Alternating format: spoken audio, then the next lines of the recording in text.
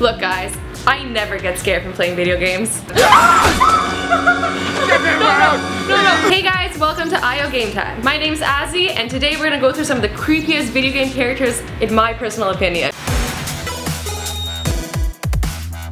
When it comes to scary enemies, it boils down to two things: how they look and how defenseless you feel when they pop up on the screen. Here are some of my personal favorites. Make sure to let me know in the comments down below what scared you the most. First up, we have the Necromorphs from Dead Space. If it wasn't scary enough being in an abandoned space station, these guys would always pop up in the worst possible moments. They had these terrifying hand knife things and they would decapitate you if your health was low enough. But at least they could be killed. Thank God they could be killed. Next up, we have the witches from Left 4 Dead. After mowing down hordes of zombies, they can start to lose their scare factor. But don't worry, the folks from Left 4 Dead made sure we had constant dose of fear every time we heard witches nearby. It all starts with the sound of a little girl crying, but it ends with you and your teammates running around like little girls crying.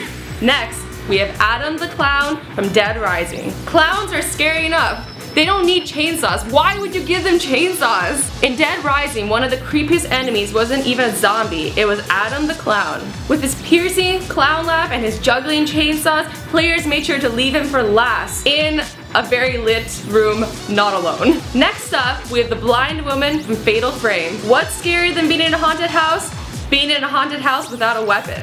I would have even preferred the vacuum cleaner from Luigi's Mansion. In Fatal Frame, players had to go into a haunted house equipped with a camera.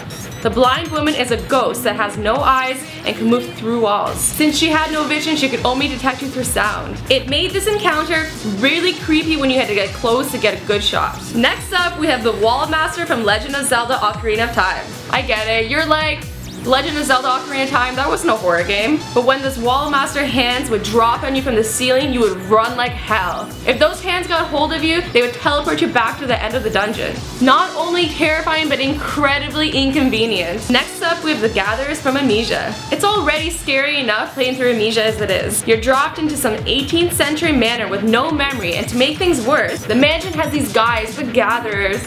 At first, you only see them as they move through the hallways, but sometimes you're forced to run in terror-induced panic attack when they come bursting through the wall like the Kool-Aid Man. Oh no, Amnesia. Oh yeah! And finally, we have the Pyramid Head from Silent Hill 2. Pyramid Head is notoriously known throughout the gaming community as one of the most creepiest baddies in video game history. He's dressed like a half-dead tortured zombie with some of the most impressive headgear I've ever seen on a character.